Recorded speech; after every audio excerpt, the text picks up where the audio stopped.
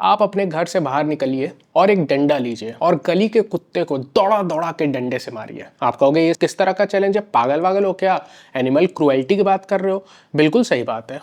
और जो भी व्यक्ति इस तरह का काम करे उसको, आप जानते हैं, उस पर एफआईआर हो जाएगी एनिमल क्रुएल्टी की और उसको जेल हो जाएगी। लेकिन अब बात करिए उन छात्रों की जो कि दिल्ली में प्रदर्शन कर रहे थे और क्या मांग कर रहे थे। क्या मांग थी उनकी?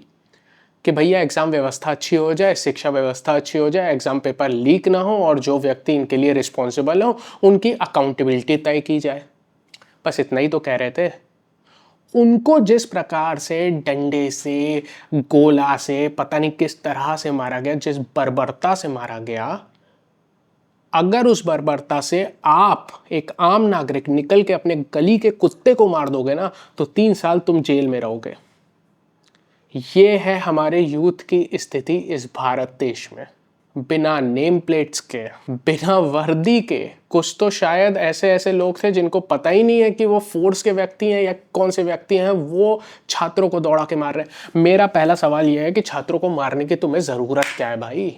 यार ये हमारे आपके बच्चे तो हैं, ये देश के बच्चे तो हैं, मेरे छोटे भाई बहन होंगे, कुछ उसमें से मेरे बड़े भाई बहन होंगे, और जो बड़े बड़े लोग ये देश चला रहे हैं उनको तो बच्चों के समान है यार। ये आप उनको इतनी बुरी तरह से मार रहे हो यार, समझ नहीं आ रहा है। मतलब मैंने ऐसा कोई देश नहीं देखा है जहाँ पे बच्चों को इस प्रकार मारा जाता है। मतलब शर्म आ रही है यार, शर्म आ रही है। एक तरफ हम अपने आप को बात करते हैं विश्व गुरु की, सबसे बड़ी डेमोक्रेसी की, मदर ऑफ डेमोक्रेसी की, इतनी बड़ी बड़ी बातें, विदेशों में जाते हैं हम, इतनी बड़ी बड़ी बातें करते हैं। आजकल तो नया ट्रेंड हमने शुरू कर दिया है चॉकलेट्स और टॉफी देने का। लेकिन इन बच्चों को आप लाठी डंडे से मार रहे हो। और अभी भी समाज में ऐसे कुछ लोग हैं जिनको बच्चों के लिए सहानुभूति नहीं है, बिल्कुल नहीं। कुछ ऐसे मीडिया हाउसेस हैं जो अभी भी ये बात कर रहे हैं कि ये तो गुंडे हैं, ये गूंस हैं, ये एंटी नेशनल है, ये इनसे फंडेड है, ये उनसे फंडेड है। अच्छा जी, तुम्हें शर्म आनी चाहिए यार। जब पेपर लीक होता है तब तुम नहीं बोलते कि ये जो करने वाला है ये एंटी नेशनल है, ये चाइनीज एजेंट है, ये पाकिस्तानी एजेंट है। जब कोई छात्र उस पर सवाल उठा रहा है और उस घटनाक्रम पे जिसमें 20 बच्चों ने लगभग अपना जीवन त्याग दिया इस लड़ाई में, और अब जब उसके प्रति सवाल उठा रहा है समाज, स्पेशली जेनजी आगे आके, स्टूडेंट्स आगे आके, तो एक वर्ग है इस समाज का और मीडिया का जो उनको बता रहा है कि ये तो एंटी नेशनल है, इनकी फंडिंग चेक की जाए। तुम्हें शर्म नहीं आती? तुम बेशरम हो। तुमने कभी बात की इस चीज़ों की कि पेपर लीक हो गया, ज़रूर ये चाइना की साजिश है, ये तो एंटी नेशनल है? नहीं की। अबे कॉमन सेंस से एक बात करो ना तुम। अगर आप कॉमन सेंस से बात करें, ये बताइए, अगर एग्जाम पेपर लीक हो रहे हैं, हमारे देश में डॉक्टर की जो क्वालिटी है वो नीचे गिरेगी तो देश ही तो कमजोर होगा। तो अगर आप विदेशी ताकत के बारे में बात करना चाहते हैं तो विदेशी ताकत तो हमेशा चाहेगी कि यहाँ पर बुरे डॉक्टर्स हैं, बुरे इंजीनियर्स हैं, पेपर लीक होता रहे। तो जो लीक कर रहे हैं उनके बारे में प्रश्न करो।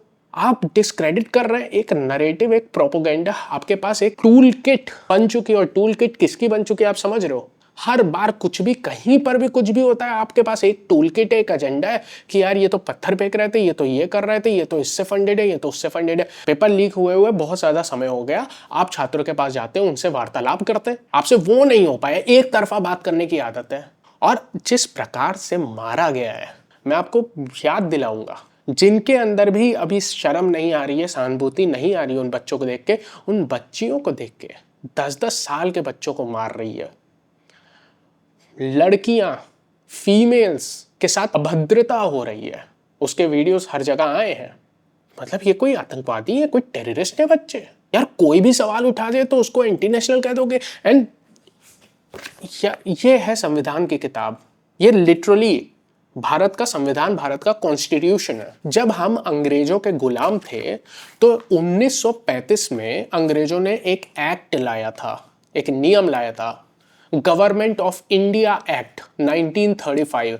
और आज जो भारत का संविधान आप पढ़ेंगे वो उस एक्ट से बहुत हद तक बिल्कुल सिमिलर है। लेकिन फर्क क्या है? ये भारत का संविधान स्पेशल क्यों है? क्योंकि इसमें पूरा एक पार्ट है, पार्ट 15 जो कि बात करता है मौलिक अधिकारों की। आप देखेंगे कि इसमें मौलिक अधिकारों की बात है। उन मौलिक अधिकारों में ये भी अधिकार आपके पास है कि आप सवाल पूछें, सवाल उठाएं। Right of speech and expression, ये आपके अधिकार हैं। जब हम अंग्रेजों के गुलाम थे, यही वो पार्ट था फंडामेंटल राइट्स का पार्ट, मौलिक अधिकारों का पार्ट, जो अंग्रेजों ने हमें नहीं दिया। और इसी को तो पाने के लिए हमने लड़ाई की है। यही संविधान तो बाबा साहब अंबेडकर ने लीड करके इसको बनाया है और कॉन्स्टिट्यूएंट असेंबली के इतने महान लोगों ने इसको रचा है। क्यों रचा था, क्यों रचा, इसकी जरूरत क्या है जिससे आज हम लोग माथा टेकते हैं जिस संविधान के ऊपर? क्या जरूरत है इसकी? ताकि नागरिकों को उनके अधिकार मिले। लगभग 80 साल होने वाले हैं हमें आजाद हुए। हमें किसी से अप्रूवल नहीं चाहिए, लेकिन आप अपने दिल पे हाथ रख के बताइए कि क्या आप आजाद हैं? क्या आप आजाद हैं?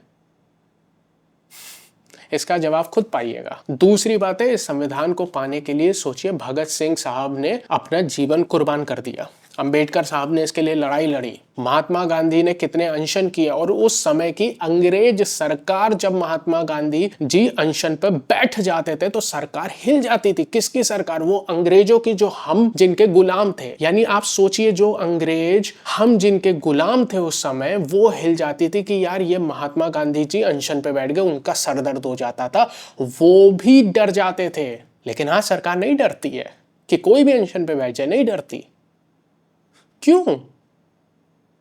क्यों भैया, क्यों नहीं बात करते? तुम्हारे अपने तो लोग हैं कि क्या अब हम अंग्रेजों के गुलामी से भी बुरे समय में आ चुके हैं? आज बच्चे अपने मौलिक अधिकार की तो बात कर रहे हैं, वही मौलिक अधिकार जो आज हमें संविधान में दिया गया है। जिस प्रकार से मारा गया, पीटा गया, मुझे उम्मीद है कि सब याद रखेंगे इस घटना को। बच्चों को इस बुरी तरह से मारना नहीं चाहिए। बहुत बहुत दुख हुआ जिस प्रकार से ये नज़ारे निकल के आए। आई थिंक मास्टर स्ट्रोक मारते मारते डिजास्टर स्ट्रोक हो गया है और ये देश की जनता गुलाम बहुत रही, लेकिन आज़ादी का संघर्ष इस देश की जनता ने छोड़ा नहीं। इसी के साथ ये वीडियो मैं ज़रूर छोड़ता हूँ। चलिए कभी और बात करेंगे। बड़े दिन बाद आए, लेकिन ज़रूरी था।